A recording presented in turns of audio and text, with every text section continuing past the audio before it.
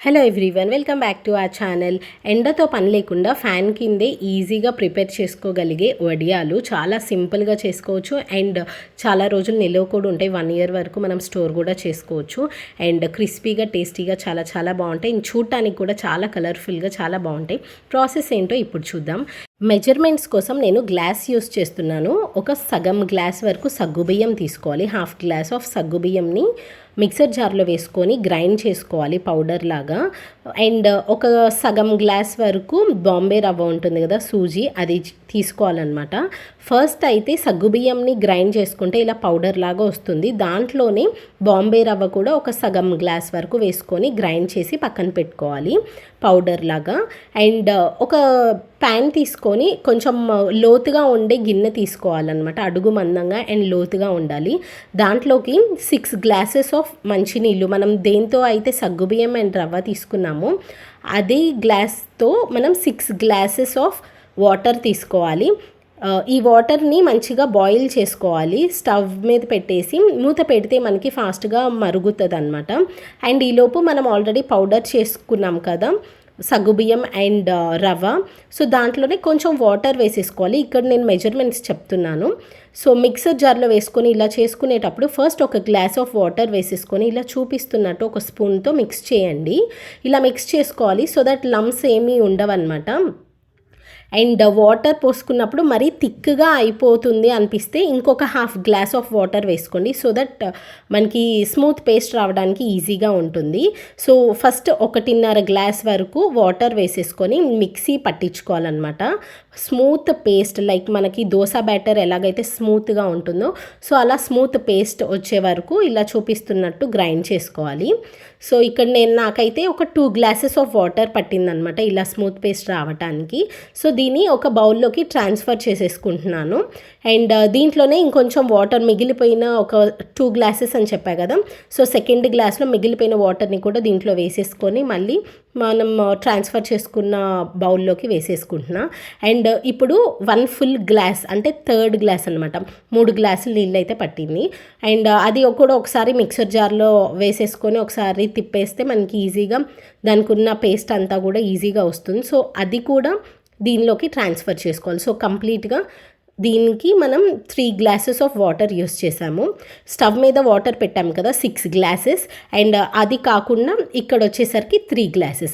So total of 9 glasses of water పెట్టుకున్నామన్నమాట, use చేసుకుంటున్నాము దీనికి. అండ్ మనము వాటర్ బాయిలింగ్కి పెట్టాము కదా, అది మంచిగా మరిగింది.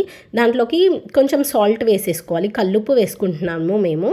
సాల్ట్ అయితే కొంచెం తక్కువే పడుతుంది అనమాట. ఫస్ట్ అయితే కొంచెమే వేసుకొని చూడండి అండ్ లాస్ట్లో మనం కావాలి అంటే ఒకసారి చెక్ చేసుకొని అప్పుడైనా యాడ్ చేసుకోవచ్చు.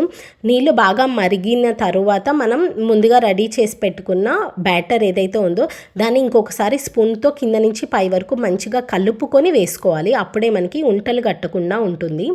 స్టవ్ వచ్చేసరికి లో ఫ్లేమ్లో పెట్టుకొని అప్పుడు మనం ఈ బ్యాటర్ వేసేస్తే మన సగ్గుబియ్యం అండ్ ఉప్మా రవ్వ బ్యాటర్ వేసేసి ఫాస్ట్గా మిక్స్ చేసుకుంటూ ఉండాలి. అండ్ లో ఫ్లేమ్లో మాత్రమే పెట్టుకోవాలన్నమాట. అప్పుడే మనకి అడుగు అంటకుండా అండ్ అలాగే ఉంటలు లేకుండా, లైక్ లమ్స్ ఏమీ లేకుండా మంచిగా వస్తుందన్నమాట. అండ్ ఇక్కడ వచ్చేసరికి చిల్లీ ఫ్లేక్స్, వైట్ నువ్వులు ఉంటాయి కదా, తెల్ల నువ్వులు అండ్ కొంచెం జీలకర్ర, ఈ 3 తీసుకున్నాము. సో మనం కావాలి అంటే నువ్వులు వేసుకోవచ్చు, లేదంటే లేదు, బట్ వేసుకుంటేనే టేస్ట్ బాగుంటుంది అనమాట. సో నువ్వులు అండ్ ఎండుమిరపకాయల్ని మిక్సీ వేసిన చిల్లీ ఫ్లేక్స్, తెల్ల నువ్వులు అండ్ జీలకర్ర, ఈ 3 నేను ఒకేసారి వేసుకోవచ్చు అని చెప్పి ఒకే బౌల్లోకి ట్రాన్స్ఫర్ చేసుకుంటున్నాను. వేసుకునేటప్పుడు ఈజీగా ఉంటుందని చెప్పేసి ఇలా తీసి పెట్టుకున్న దాన్ని ఇలా జస్ట్ ఒక సైడ్ పెట్టుకుంటున్నాను. ఇవి వచ్చేసరికి నేను లాస్ట్లో వేస్తానన్నమాట. లాస్ట్లో వేసుకుంటే మనకి బాగుంటుంది. సో దట్ వడియాలు అనేవి తెల్లగానే ఉంటాయి అన్నమాట అట్లా చేస్తే. ఇక్కడ నాకు ఒకసారి సాల్ట్ చెక్ చేసుకుంటే ఇంకొంచెం పట్టిద్ది అనిపించింది అనమాట. సో కొంచెం సాల్ట్ అయితే మళ్ళీ యాడ్ చేసుకొని ఒకసారి మంచిగా మిక్స్ చేసుకుంటున్నాము. అండ్ కలర్ఫుల్గా కనిపించడానికి కొంచెం కరివేపాకుని ఇలా సన్నగా కట్ చేసి వేసుకున్నాను. అండ్ అలాగే కొంచెం కొత్తిమీర అండ్ కరివేపాకు రెడీ చేసి పెట్టుకున్నాను అనమాట కట్ చేసుకొని. సో ఇవి వేసుకుంటే ఏంటంటే వడియాలు వైట్ కలర్లో ఉంటాయి కదా, అండ్ అక్కడక్కడ గ్రీన్ కలర్, అండ్ అలాగే ఎండుమిరపకాయలు పొడి చేసుకున్నాం కదా అది రెడ్ కలర్లో, నువ్వులు వైట్ కలర్, చాలా మంచి కలర్ఫుల్గా చాలా బాగుంటుంది అనమాట. మనకి ఈ సగ్గుబియ్యం ఉడుకుతున్నప్పుడు ఉడికింది అని తెలియటానికి ఇలా చేయాలన్నమాట. గరిటని రివర్స్లో పెట్టి ఇట్లాగా వేలుతో అంటే క్లియర్గా రావాలన్నమాట. అప్పుడు మనకి రెడీ అయిపోయిందని అర్థం. అండ్ జస్ట్ ఒక 2 నిమిషాల ముందు ఇవన్నీ వేసుకోవాలన్నమాట. స్టవ్ ఆఫ్ చేసుకుని 2 నిమిషాల ముందు కొత్తిమీర, కరివేపాకు అండ్ మనం ముందుగా సీజనింగ్ రెడీ చేసి పెట్టుకున్నాం కదా, లైక్ ఎండుమిరపకాయలు, జీలకర్ర అండ్ నువ్వులు, ఇవన్నీ వేసేసుకొని ఒకసారి మంచిగా మిక్స్ చేసేసుకోవాలి. ఒక 2 నిమిషాల నుంచి ఒక 2-3 మినిట్స్ ఉంచేసి స్టవ్ ఆఫ్ చేసేసుకోవచ్చు. మనకి మంచిగా రెడీ అయిపోయింది అండ్ కలర్ఫుల్గా చాలా చాలా బాగుంది చూడండి. అండ్ బ్యాటర్ కూడా మంచిగా రెడీ అయిపోయింది కాబట్టి మనం ఇక్కడ చూపిస్తున్నాం చూడండి, ఇలా ఫింగర్తో ఇలా అంటే మనకి క్లియర్గా రావాలన్నమాట.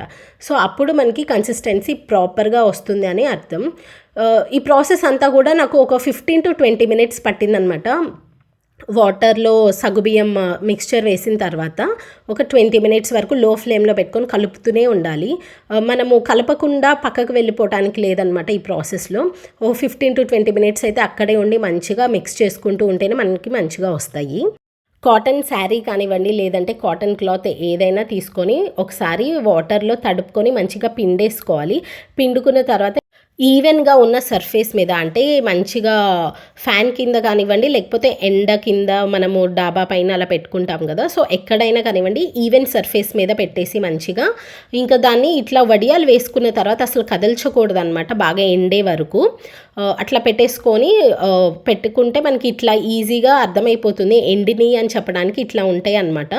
ఇలా మంచిగా ఎండిపోయిన తర్వాత ఇలా క్లోజ్ చేయాలన్నమాట. సో బ్యాక్ సైడ్ మనం ఇలా వాటర్ స్ప్రింకిల్ చేస్తే మనకి చాలా ఈజీగా వస్తాయి. ఇట్లాగా వాటర్ తడిపితే లైక్ వాటర్తో తడిపితే ఏమైనా పాడైపోతాయా అన్న డౌట్ అయితే అస్సలు అవసరం లేదు. ఎందుకంటే మనం ఇలా రిమూవ్ చేసుకున్న తర్వాత మళ్ళీ కూడా ఎండలో పెడతామన్నమాట. ఎండలో ఆర్ లేకపోతే ఫ్యాన్ కింద. ఎండ ఉంటే ఎండ కింద పెట్టండి, చాలా బెస్ట్. లేదు ఎండ లేదు బట్ ఇవి చేసుకోవాలి అనుకున్నా కానీ నో ప్రాబ్లం, చాలా సింపుల్గా ఫ్యాన్ కింద అయితే ఆరిపోతాయి. మనము ఆరుతాయా లేదా అనే అసలు ఆ థాట్ కూడా అక్కర్లేదనమాట. జస్ట్ కొంచెం ఎండ వచ్చినా కానీ ఆ ఎండ కింద పెట్టినా కానీ చాలా మంచిగా ఆరిపోతాయి అన్నమాట. ఇవి చాలా పల్చగా అండ్ చాలా మంచిగా వచ్చాయి చూడండి, లైక్ చాలా థిన్గా ఉన్నాయి వడియాలు అయితే చాలా మంచిగా వచ్చాయి. మనం ఏంటంటే ప్రాపర్ కన్సిస్టెన్సీ అండ్ బ్యాటర్ మంచి కన్సిస్టెన్సీలో పెట్టుకున్నాం కాబట్టి మనకి ఇట్లా మంచిగా పల్చగా అయితే ఈజీగా వచ్చాయి. లేదు ఇంకొంచెం మందంగా కావాలి అంటే మాత్రం ఇంకొంచెం దగ్గర పడినివ్వాలన్నమాట పిండిని. బట్ ఇది మాత్రం proper correct exact measurements and exact process అనమాట. చాలా సింపుల్గా ఈజీగా చేసుకోవచ్చు. చూడటానికి కూడా చాలా కలర్ఫుల్గా ఉన్నాయి. ఒక రోజులో మంచిగా ఎండిపోతాయి అన్నమాట. మళ్ళీ తీసుకున్న తర్వాత ఒక సగం రోజు అట్లా ఎండలో పెట్టుకుంటే చాలా మంచిగా రెడీ అయిపోతాయి అనమాట. మనము ఎప్పుడు కావాలంటే అప్పుడు కొన్ని తీసుకొని ఇట్లా ఫ్రై చేసుకొని సర్వ్ చేసుకోవచ్చు. పప్పు ఆర్ సాంబార్ వీటితో అయితే చాలా బెస్ట్ కాంబినేషన్ అనమాట. చాలా టేస్టీగా కూడా ఉంటుంది. తప్పకుండా ఒకసారి ఇలా ట్రై చేయండి. అండ్ దీనికి స్టోర్ చేసుకోవడానికి వచ్చేసరికి ఒక స్టీల్ కంటైనర్లో పెట్టేసుకుంటే మనకి 1 year వరకు చాలా ఫ్రెష్గా అండ్ చాలా మంచిగా అయితే స్టోర్ అయితే ఉంటాయి. ఎప్పుడు కావాలంటే అప్పుడు మనం వాడుకోవచ్చు. తప్పకుండా ఒకసారి ఇలా ట్రై చేయండి, చాలా టేస్టీగా ఉంటాయి అండ్ చాలా సింపుల్ ప్రాసెస్. జస్ట్ ఒక 20 నుంచి 25 నిమిషాల్లో మనకు అసలు మొత్తం కంప్లీట్ ప్రాసెస్ కూడా కంప్లీట్ అయిపోతుంది అనమాట. అండ్ ఇవి ఎండటానికి మాత్రమే జస్ట్ ఒక రోజు సరిపోతుంది అండ్ ఒక్క రోజులోనే చాలా సింపుల్గా చేసేసుకోవచ్చు ఈ వడియాలు అయితే. అండ్ చాలా టేస్టీగా ఉంటాయి. తప్పకుండా ఒకసారి ట్రై చేయండి. Thank you so much for watching. Please subscribe.